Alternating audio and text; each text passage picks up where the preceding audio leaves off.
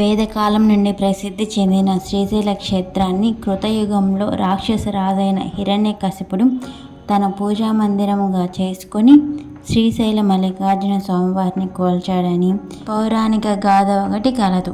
శ్రీశైలం అనే ఈ క్షేత్రానికి సంబంధించి 2 స్థల పురాణాలు కనిపిస్తున్నాయి. స్కాంద పురాణంలోని సనత్ కుమార సంహితలో శ్రీశైల ఖండం ఉత్తర భాగంలోని పశ్చిమ ద్వార మహత్యం అనే పేరుతో 2 అధ్యాయాల గ్రంథం ఒకటి కాగా, రెండవది స్కాంద పురాణ అంతర్గతమని చెప్పబడుతున్నది.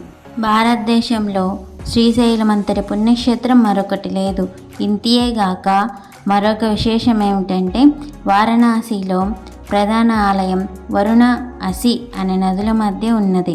శ్రీశైలంలోని ప్రధాన ఆలయం వేదవతి, నాదవతి నదుల మధ్య ఉన్నది.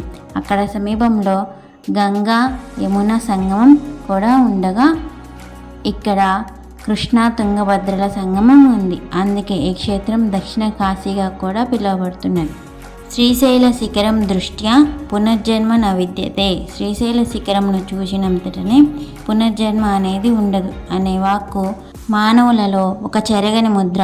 ఆ మాట ఈనాటి మాట కాదు, ఏనాటిదో మరి యుగయుగాల మాట.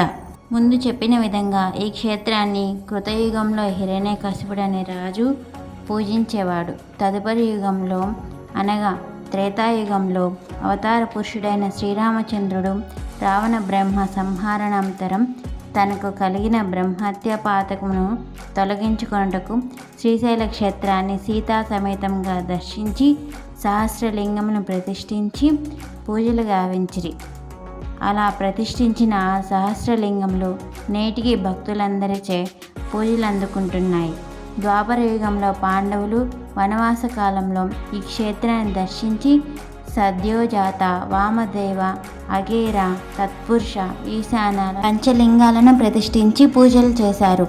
అందుకు గుర్తుగా వారిచే ప్రతిష్ఠింపబడిన లింగాలు నిదర్శనంగా ఉన్నాయి.